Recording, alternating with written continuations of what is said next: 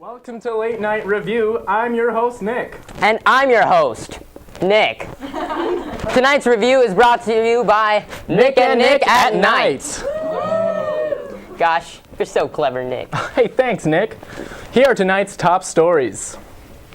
A bank in North Carolina was robbed last week by someone dressed as Darth Vader.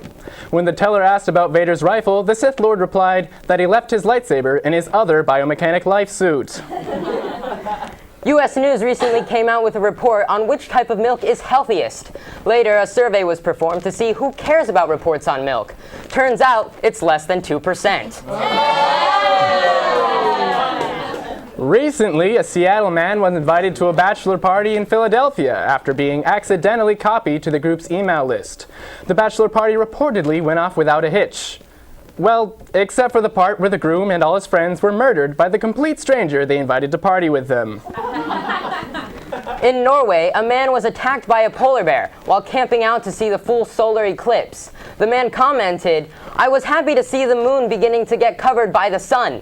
I was no longer happy to see that the moon was a full-grown polar bear." The U.S. Secret Service is asking for $8 million to build a real-scale replica of the White House in order to train and better protect the president. Shockingly, the Polly Pocket White House edition was deemed not good enough for tactical training. Elon Musk stated that he will have self-driving Tesla cars by summer via a software update. This sounds really cool. I'm also waiting on an update so that my phone can live my life for me. An auction in Baltimore currently has a $17.92 penny going for about $2 million. While this may seem unreasonable to some, I think it makes a lot of sense. Many people are criticizing Starbucks' new racial equality campaign, specifically for having the baristas write "Race Together" on customers' cups.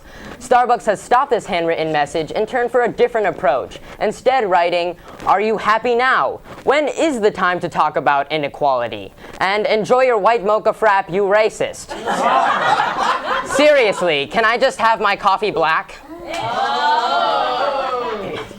Last week, Austin invited thousands of people to talk, sing, and watch movies for the city's annual South by Southwest festival. This event can get pretty crazy, with celebrities galore. So tonight, we brought in a South by veteran to give us tips on how to talk to famous people. Please welcome Adrian! How you doing, Nick? Oh, doing good. Yeah. So, Adrian, you see Will Ferrell, Amy Schumer, the lead to your favorite band, on the street. What do you do? Well, the first thing to do is breathe. Hello, they're just regular people, okay? Just be cool. Do that thing where you start sniffing their face uncontrollably. Also, self-pep talks are cool. They're acceptable. Okay. But really, what you need to do, Nick, is take a look at your surroundings. What are you willing to do to meet someone famous? Gee, I don't really. Wrong. What about climbing walls? What about crawling through people's leg? Is it your birthday?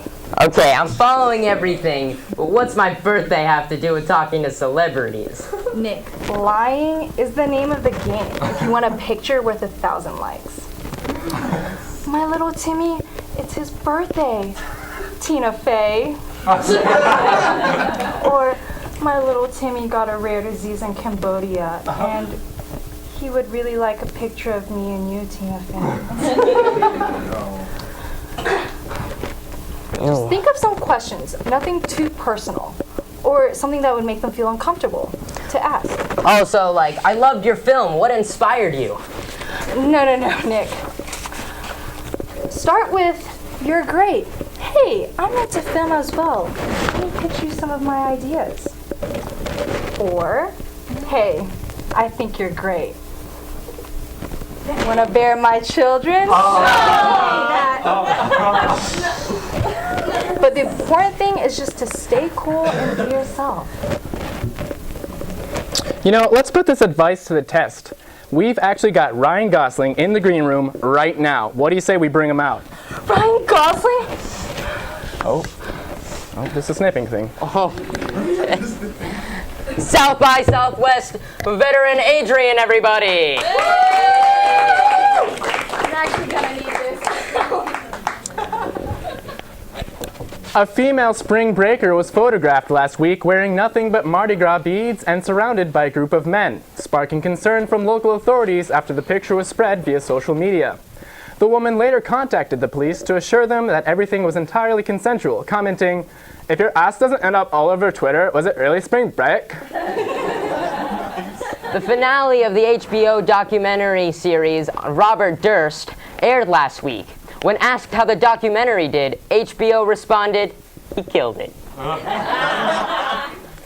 An attorney in Connecticut was fined for accidentally dropping a bag containing 2 ounces of marijuana during a hearing for one of his clients.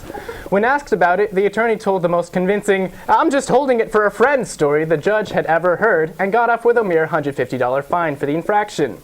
In unrelated news, the number of Connecticut residents signing up for the bar exam is reportedly increasing dramatically.